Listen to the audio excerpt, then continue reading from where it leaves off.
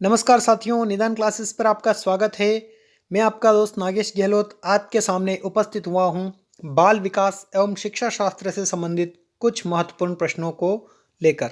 तो आइए, 15 प्रश्न हमने कल हल कर लिए थे, यानी यस्टरडे वाले वीडियो में हल कर लिए थे, और आज के 15 प्रश्न हम हल करने जा रहे हैं, जिसमें आपका पहला प्रश्न है, यदि किसी बच्चे का तेजी से वजन कम हो रहा है और दिन भर कुछ नहीं खाता है, तो उसमें कौन सा विकार पाया जा सकता है? उसमें कौन से विकार से संबंधित समस्या हो सकती है? क्या उसे मोटापा है? क्या उसे एनोरेक्सिया नर्वोसा है? या टिक विकार है? या अनिद्रा से की समस्या से ग्रसित है?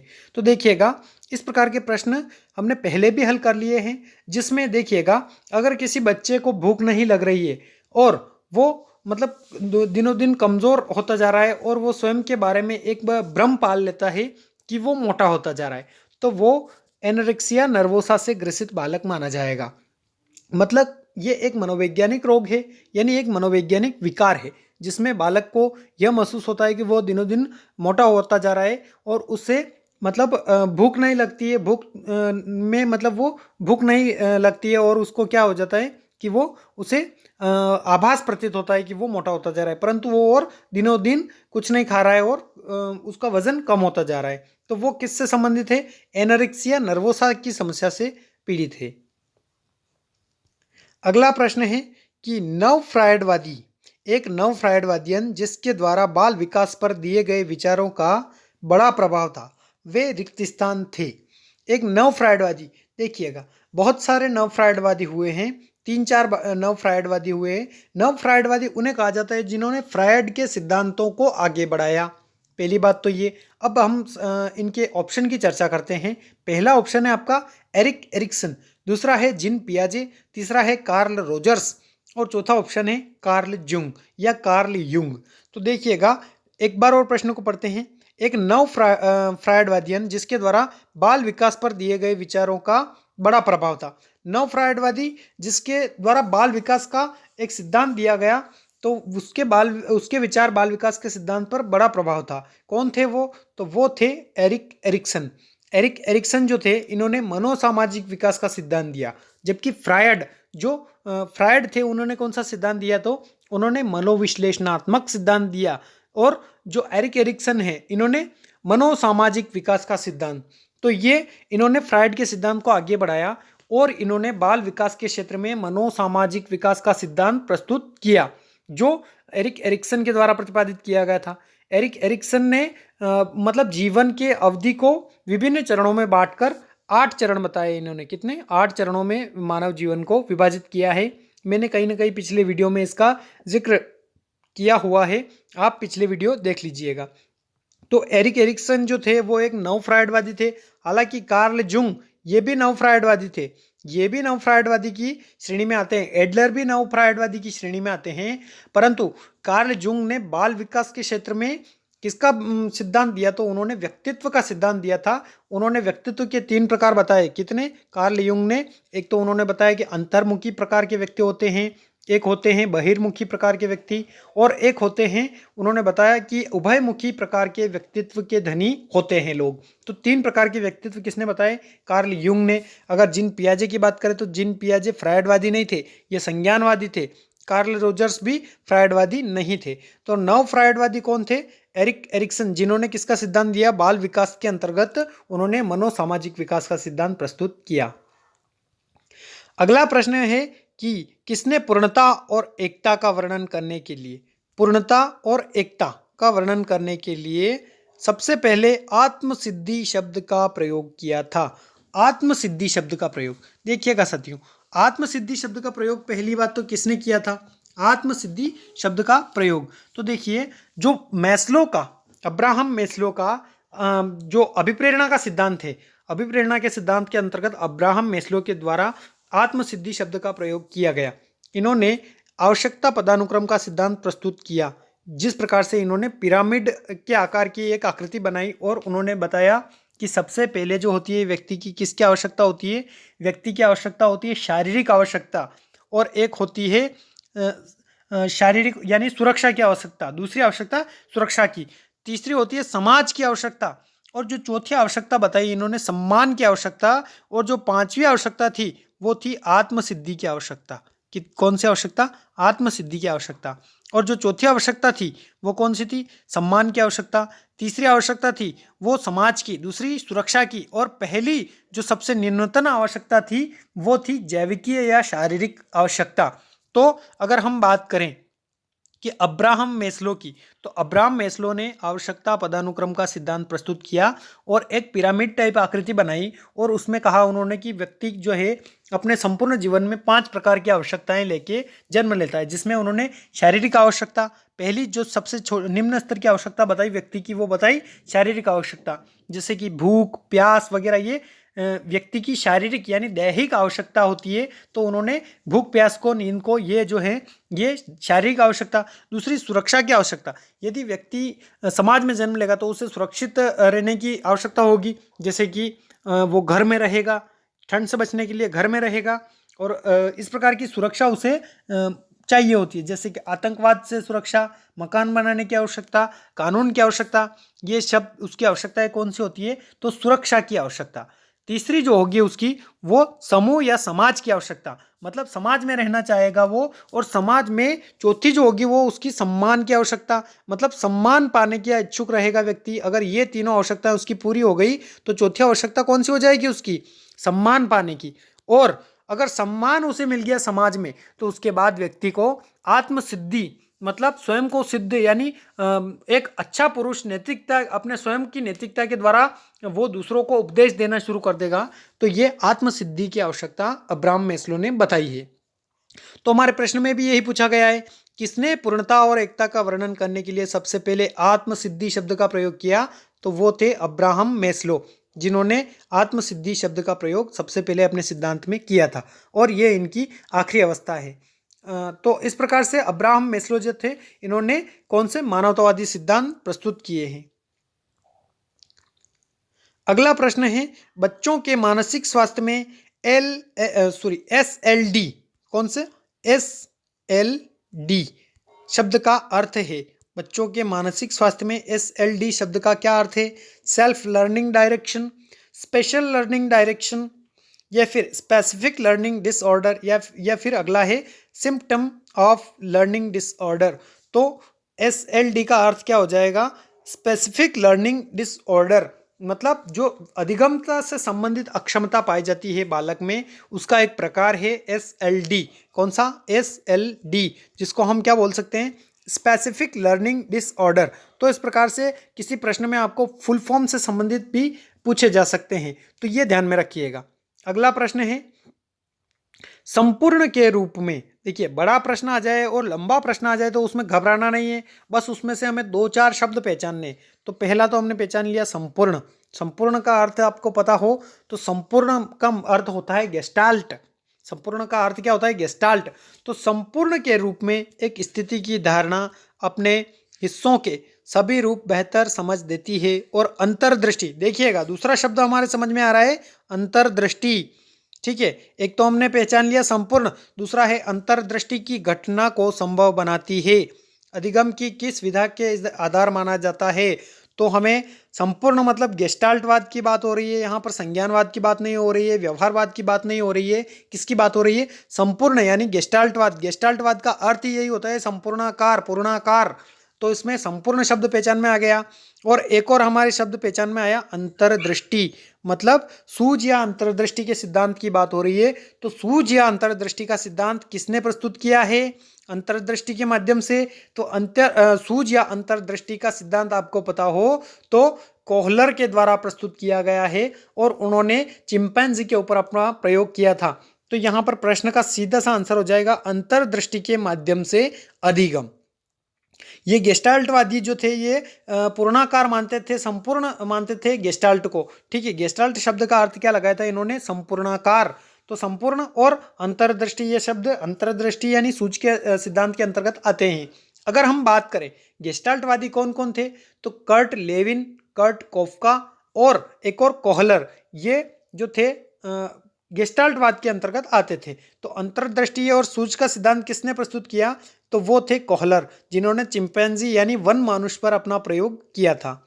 अब अगला प्रश्न है, बच्चा निम्न उम्र से उचित वाक्यों का उपयोग कर पाएगा। उचित वाक्य, देखिए सबसे पहले ध्वनि की इकाई होती है स्वनिम, स्वनिम के बाद फिर वो एक एक अक्षर शब्द बोलता है, फिर अक्षर बोलता है। तो इस प्रकार से पूरे वाक्य का उपयोग कब तक कर सकता है बच्चा, तो पूरे वाक्य कब तक बोलने लग जाएगा बच्चा, 3 वर्ष का हो जाएगा वहाँ तक बच्चा पूरा पूरा वाक्य दोहराने लगता है, यानी पूरा पूरा वाक्य बोलने लग जाता है बच्चा। तो देखिएगा बच्चे का जो विकास होता है, भाषाई विकास, वो किस प्रकार से होगा, मतलब जन्म से 8 माह तक बच्चा कुछ भी नहीं बोलता है, फिर 1 वर्ष का होता है तो 3-4 शब्द बोलने लग जाता है, फिर उसके बाद 2 वर्ष का होता है तो 272 शब्द बोलने लग जाता है, और 3 वर्ष का बालक जो है वो वाक्यों का प्रयोग करने लग जाता है, और 6 वर्ष का बालक जो होता है वो 2500 के लगभग शब्द बोलने लग जाता है। कितने, 2500 के लगभग शब्द 6 वर्ष का बालक बोलने लग जाता है। तो यहाँ पर हमारा आंसर हो जाएगा 3 वर्ष का बालक जो है वो वाक्यों का प्रयोग करने लग जाएगा। अगला प्रश्न है, सामग्री को आसान बनाने के लिए प्रस्तुत तरीके करने के नियमों को क्या कहा जाता है। सामग्री को आसान बनाने के लिए हम जो प्रस्तुत करते हैं नियम, उसको क्या कहा जाता है, शिक्षण का सिद्धांत, शिक्षण की तकनीक, शिक्षण की विधि या शिक्षण की रणनीति। तो शिक्षण के सिद्धांत के अंतर्गत हम क्या करते हैं, किसी भी हमारी जो सामग्री दी गई होती है उसको आसान बनाने के लिए हम शिक्षण के सिद्धांत का प्रयोग करते हैं। जैसे कि हम पाठ योजना बनाते हैं, तो पाठ योजना का हमारा सिद्धांत क्या है, किसके आधार पर बना रहे हैं, निर्माणवादी पाठ योजना बना रहे हैं हम, या फिर हर्बर्ट की पंचपदी से बना रहे हैं। तो वो हर्बर्ट की पंचपदी जो हो जाएगा वो अपना सिद्धांत हो जाएगा, शिक्षण का सिद्धांत। तो इस प्रकार से शिक्षण के सिद्धांत के द्वारा हम किसी सामग्री को आसान बनाते हैं। अगला प्रश्न है, समीप से दूर यानी प्रोक्सिमोडेंटल बोल सकते हैं हम इसको, प्रोक्सिमोडिस्टल, प्रोक्सिमोडेंटल नहीं, प्रोक्सिमोडिस्टल का अर्थ होता है समीप दूराभिमुख सिद्धांत भी कहते हैं हम इसको। समीप दूराभिमुख सिद्धांत यानी जो होता है वो प्रोक्सिमोडिस्टल होता है। तो ये इसका अर्थ क्या होता है, केंद्र से परिधि की ओर यानी सेंटर टू पेरिफेरी, और सामान्य से विशिष्ट की ओर जनरल टू स्पेसिफिक, सिर से पैर के अंगूठे तक यानी हेड टू टॉय, और सरल से जटिल तक सिंपल टू कॉम्प्लेक्टेड यानी कॉम्प्लेक्स की बात हो रही है। तो देखिएगा साथियों, समीप से प्रोक्सिमो डिस्टल, समीप से दूर यानी प्रोक्सिमो डिस्टल कहा जाता है जिसको, तो उसका अर्थ होता है केंद्र से परिधि की ओर। मतलब जो बच्चा भ्रूणावस्था में विकसित होता है जब गर्भ में, तो वो पहले केंद्र मतलब उसकी नाभि का विकास होता है, फिर उसके बाद उसका सिर बनता है। तो इस प्रकार केंद्र का विकास होता है सबसे पहले, उसके बाद बच्चे के फिर सिर बनता है, फिर मतलब पहले उसका नाभि का विकास होगा, उसके बाद उसका सिर बनेगा, फिर उसके बाद उसके पैर बनेंगे, तो और उसके बाद हाथ बनेंगे। तो इस प्रकार से मतलब समीप दूराभिमुख सिद्धांत क्या कहता है कि बच्चे का विकास जो होता है वो केंद्र से परिधि की ओर होता है। जबकि एक और सिफेलोकोडल जो विकास होता है, सिफेलोकोडल वो विकास होता है, देखिए एक तो होता है प्रोक्सिमोडिस्टल और एक होता है सिफेलोकोडल, जो कहाँ से, सिर से पैर तक होता है। यानी जब बच्चा जन्म ले लेता है उसको बाद वो विकास कौन सा होता है, सिफेलोकोडल विकास होता है उसका बच्चे का, और वो होता है सिर से पैर की तरफ। जबकि समीप दूराभिमुख सिद्धांत जिसको हम बोलते हैं केंद्र से परिधि की ओर, वो होता है उसका प्रोक्सिमोडिस्टल। ठीक है, तो ये इस प्रकार से 2 प्रकार के विकास हैं कुप्पुस्वामी द्वारा बताए गए हैं, प्रोक्सिमोडिस्टल और सिफेलोकोडल। तो प्रोक्सिमोडिस्टल किसे कहेंगे, केंद्र से परिधि की ओर, जबकि सिफेलोकोडल किसे कहेंगे, सिर से पैर की ओर। अगला प्रश्न है, शिक्षकों को समग्र रूप से समावेशी शिक्षण के प्रति रवैया रखना चाहिए। कैसा रवैया रखना चाहिए, इंक्लूसिव एजुकेशन के प्रति, इंक्लूसिव एजुकेशन के प्रति, जो इंक्लूसिव मतलब समावेशीकरण शिक्षा है उसके प्रति कैसा नज़रिया रखना चाहिए, तो उसको पॉजिटिव नज़रिया रखना चाहिए। ये बहुत सिंपल सा आंसर था इसका। अगला है, लिंग का सामाजिक निर्धारण यानी लिंग का सामाजिक निर्माण लिंग का वर्णन करता है। लिंग का के प्रति हम सामाजिक निर्माण, सामाजिक परिप्रेक्ष्य में बात करेंगे कि लिंग का सामाजिक परिप्रेक्ष्य में क्या प्रभाव पड़ता है। जैविक लिंग के बारे में उनकी व्यक्तिगत राय, बिल्कुल नहीं, व्यक्तिगत हो जाएगा ये। लिंग के बारे में व्यक्तिगत बात हो जाएगी तो वो ये सामाजिक बात नहीं हो रही है। जैविक लिंगों के आधार पर व्यवहारिक बात नहीं, हमें सामाजिक बात करनी है। एक व्यक्ति जैविक रूप से पुरुष या महिला या इंटरसेक्स होते हैं, तो ये भी सामाजिक रूप से परिप्रेक्ष्य में नहीं हो रही है बात। अगला है, प्रत्येक जैविक लिंग के लिए समाज द्वारा बनाई गई विशेषताओं के साथ एक सामाजिक पहचान होती है। मतलब समाज लिंग निर्धारण के आधार पर भी बांट देता है। जैसे कि जो स्त्रियां होती है उनको उनके कार्य अलग निर्धारित कर दिए जाते हैं और लिंग के आधार पर पुरुषों के कार्य अलग निर्धारित कर दिए जाते हैं। तो ये समाज के द्वारा प्रदत्त हमारी क्या होती है, पहचान होती है। तो ये हमें समाज देता है।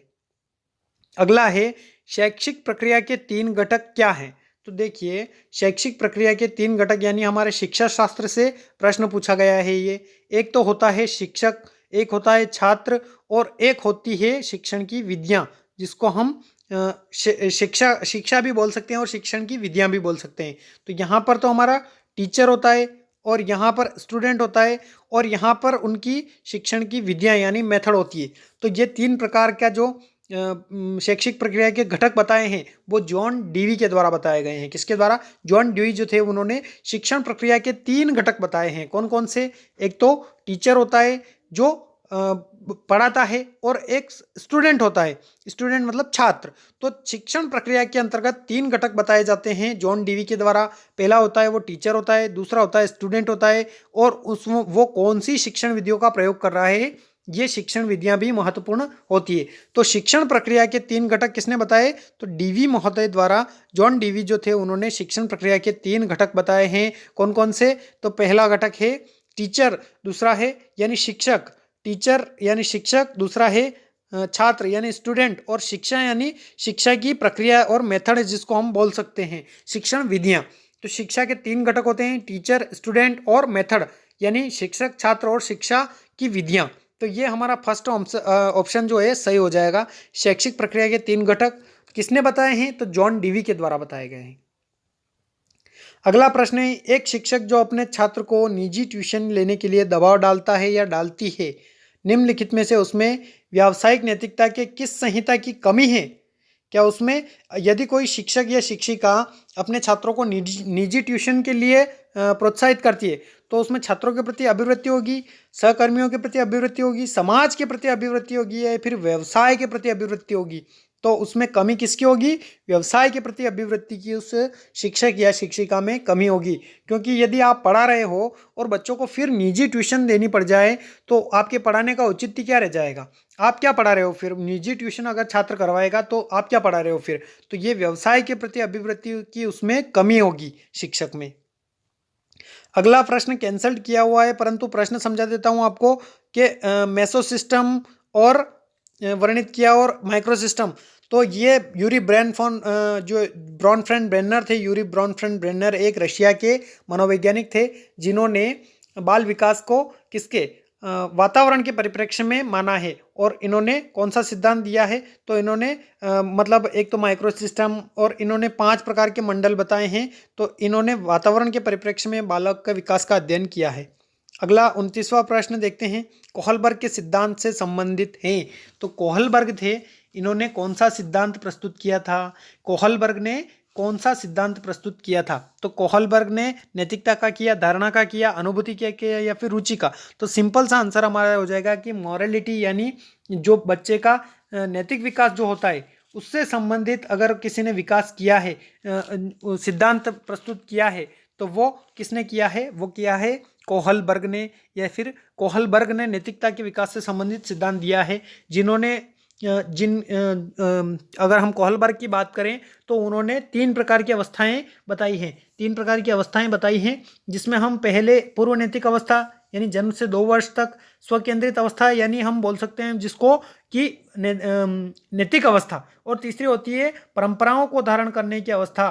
तो वो तीसरी अवस्था जो होती है वो पश्च परंपरागत अवस्था होती है। ठीक है, पश्च परंपरागत अवस्था।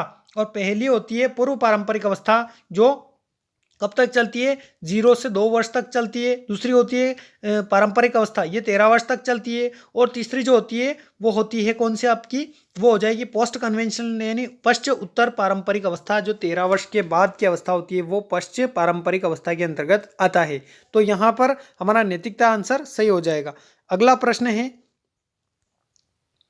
निम्नलिखित में से क्या किसी छात्र में अधिगम के लिए रुचि पैदा करने का सबसे प्रभावी तरीका है? अधिगम के प्रति रुचि पैदा करने का सबसे प्रभावी तरीका क्या हो सकता है? उनके भविष्य के लिए प्रासंगिकता दिखाना, गतिविधि आधारित अध्ययन, सिद्धांत आधारित अध्ययन या अधिगम के लिए अध्यापक आधारित प्रविधि। तो हम प्रश्न को एक बार और पढ़ेंगे। निम्नलिखित में से क्या किसी छात्र में अधिगम के लिए रुचि पैदा करने का प्रभावी तरीका हो सकता है? तो अगर रुचि पैदा नहीं हो रही है छात्र की, तो उसे हम उसके भविष्य के लिए प्रासंगिकता दिखाएंगे, उसके भविष्य के बारे में सोचने के लिए कहेंगे कि आप अभी पढ़ लोगे तो आगे आप भविष्य में ये काम कर जाओगे, वो काम कर जाओगे। उसके लिए अगर भविष्य का रास्ता अगर हम उनको दिखाएंगे तो उससे उनकी पढ़ने में रुचि उत्पन्न हो जाएगी। तो हमारा यहाँ पर सही आंसर क्या हो जाएगा? उनके भविष्य के लिए प्रासंगिकता दिखाना। ठीक है, तो ये थे आज के 15 प्रश्न जो हमने हल किए। बाकी 15 प्रश्न कल हमने हल कर लिए थे। आगे भी मैं आपके लिए ऐसे वीडियोस लेकर आता रहूँगा। तो अभी तक आपने चैनल को सब्सक्राइब नहीं किया है तो सब्सक्राइब कीजिएगा और लाइक कीजिएगा वीडियो को। अगर आपको कुछ प्रश्नों से संबंधित समस्या है तो कमेंट में ज़रूर बताइएगा। And thanks for watching.